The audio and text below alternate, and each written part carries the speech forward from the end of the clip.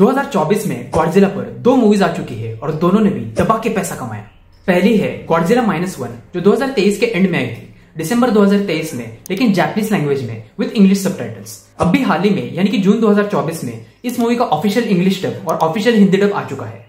Yeah, baby. और दूसरी है Godzilla x Kong the New Empire जो आई थी मार्च 2024 में। मैंने दोनों मूवीज देखी और मुझे एक लगी बच्चों वाली, एक बड़ों वाली।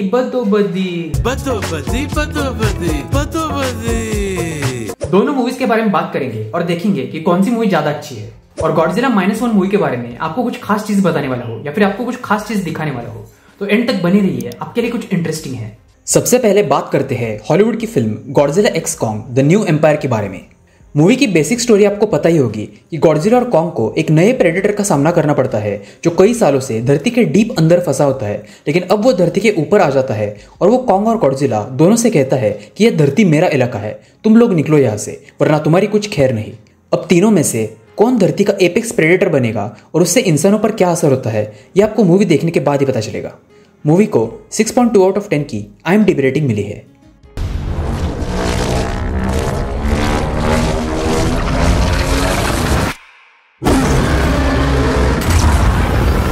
ये मूवी देखते वक्त स्टार्टिंग के 20 से 25 मिनट के लिए मूवी मुझे बच्चों वाली लगी। ऐसे लगा सिर्फ बच्चों के लिए बनाई है, बच्चे ही इनके टारगेट ऑडियंस है। लेकिन जैसे जैसे मूवी आगे बढ़ी, मूवी काफी इंटरेस्टिंग होती गई और मूवी देखने में मजा आया। इस मूवी का बजट है $150 मिलियन और इस मूवी ने बॉक्स ऑफिस पे कमाए $567 मिलियन। मूवी का VFX काफी अच्छा है और मूवी के क्रिएचर्स एकदम असली लगते हैं। Kong, Godzilla, mini Kong, evil Kong सब एकदम असली लगते हैं, सिवाय उसके जो लास्ट में क्रिएचर दिखाया गया है। मूवी में हमारा कॉन्ग क्या एक्सप्रेशंस देता है, ओहो हो, उसे एक अलग से ऑस्कर दे दो। लाइक ऐसे ऐसे एक्सप्रेशंस देता है। मूवी में एक सीन मुझे बहुत फनी लगा जिसमें गॉडजिला रोम के कोलोसियम में आकर सोता है। हमारी बिल्ली जैसे ट्रे में आकर सोती है, सेम वैसे। मैं रिकमेंड करूंगा ये मूवी आप एक बार जरूर देखना, आपको मजा आ जाएगा। मूवी को फिल्म मास्टर से मिलती है 7 आउट ऑफ 10 की रेटिंग। अब बात करते हैं गॉडजिला -1 मूवी की, जो कि एक जापानीज फिल्म है। मूवी के अंदर दिखाया गया है कि जापान वर्ल्ड वॉर 2 के डिजास्टर से जस्ट बाहर निकला होता है। उन्होंने अपना रिकंस्ट्रक्शन भी शुरू नहीं किया होता कि तब भी उनके सामने एक और संकट आ जाता है। वो होता है गॉडजिला जो जापान के कई हिस्सों में आकर तोड़फोड़ कर रहा होता है। इसी बीच हमें कोइची नाम के एक कामिकाज़े पायलट की जिंदगी देखने को मिलती है, कैसे वो वर्ल्ड वॉर 2 से गॉडजिला वॉर के बीच फंस जाता है और उसके लिए वॉर कभी खत्म ही नहीं हो रही होती। बाकी की कहानी आपको मूवी देखने के बाद ही पता चलेगी। मूवी को 7.9 आउट ऑफ 10 की IMDb रेटिंग मिली है।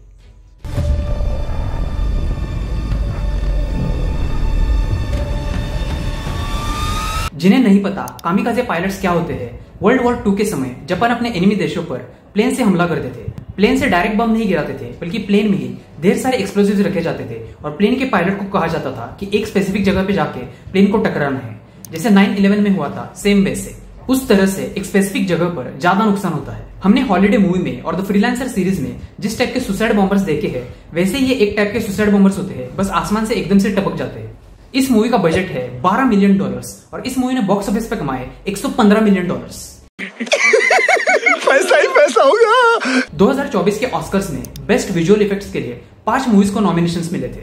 The creator, guardians of the Galaxy volume 3, Godzilla -1, mission impossible dead reckoning part 1 और नेपोलियन, जिसमें से गॉडजिला -1 ने इस कैटेगरी में ऑस्कर जीता। Yeah, baby. लेकिन मुझे गॉडजिला का VFX इतना कुछ खास नहीं लगा।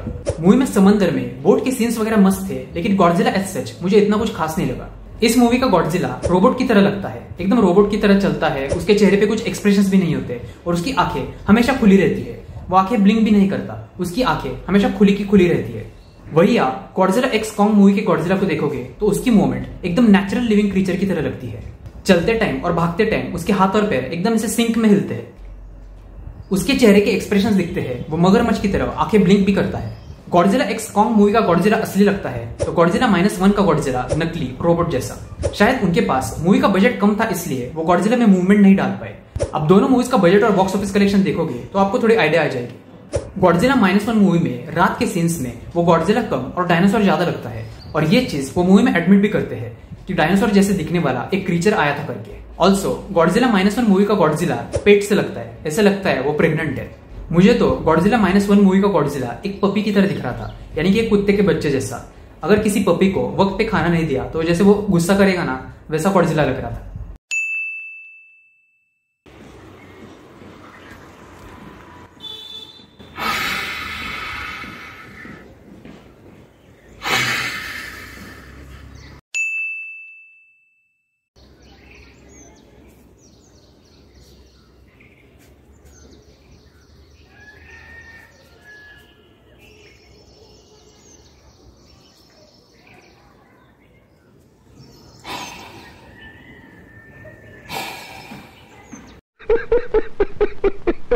मूवी में एक सीन मुझे फनी लगा कि गॉडजिला भी लाइक, तूने मुझ पे गोलियां चलाई ना तो मैं पूरे शहर में से सारे लोगों में से सिर्फ तेरे करीबी लोगों पे अटैक करूंगा। मतलब क्या था ये। और इस मूवी का गॉडजिला थोड़ा बच्चों जैसा होता है, फोकट में ही तोड़फोड़ कर रहा होता है। कॉन्ग एक्स गॉडजिला मूवी का गॉडजिला कैसे मैच्योर होता है, वो वायलेंस और तबाही सिर्फ तब करता है जब उसे चैलेंज करने वाला कोई प्रेडेटर आता है। लेकिन गॉडजिला -1 मूवी के गॉडजिला ने KGF चैप्टर 2 मूवी देखी है और वो कहता है violence violence violence, I don't like it, I avoid, but violence likes me. Godzilla -1 movie actually में डीप है, उसमें हिडन मीनिंग है। हम मूवी में गॉडजिला की तबाही को वर्ल्ड वॉर 2 के दौरान जो जापान पे एटम बॉम्ब्स गिराए गए थे और उसकी वजह से जापान को नुकसान हुआ था उससे रिलेट कर पाते हैं। उसके वजह से क्या हुआ, लोगों पे उसका क्या असर हुआ, जब लोगों ने अपने करीबी लोग खोए तो उनपे क्या बीती। हमें कामिकाजे पायलट्स के बारे में भी पता चलता है कि कैसे उनकी इच्छा ना होने के बावजूद उन्हें सुसाइड मिशन पे भेजा जाता है। जापानीज मिलिट्री और एयरफोर्स को उनकी जिंदगी की कितनी कम अहमियत होती है। जब उन पायलट्स को पता चलता है कि ये एक सुसाइड मिशन है तो उनपे क्या बीतती है। मूवी की कहानी कुछ जगहों पर काफी खूबसूरत है, लेकिन उसके लिए आपको 20 से 25 मिनट का पेशेंस चाहिए होगा और फिर उस खूबसूरत मोमेंट्स के बाद फिर से मूवी स्लो हो जाती है। मूवी की डबिंग अच्छी है, मैंने इंग्लिश में देखी और मुझे इंग्लिश डबिंग अच्छी लगी। मूवी आपको हिंदी डब में भी मिल जाएगी। मेरा रिकमेंडेशन है ये मूवी देखना सिर्फ और सिर्फ अगर आपके पास बहुत सारा पेशेंस है, अगर आप 30 से 40 मिनट के लिए सब्र कर सकते हो। मूवी को फिल्म बस्टर से मिलती है 7.5 आउट ऑफ 10 की रेटिंग, क्योंकि मूवी के कुछ मोमेंट्स मुझे काफी खूबसूरत लगे और मूवी के समंदर के सीन्स काफी बढ़िया थे। तो अगर आपको वीडियो अच्छी लगी हो तो वीडियो को लाइक जरूर करना और चैनल को सब्सक्राइब भी कर देना। मैं मिलता हूँ आपसे अगली वीडियो में, तब तक के लिए बाय बाय, सी या, टेक केयर।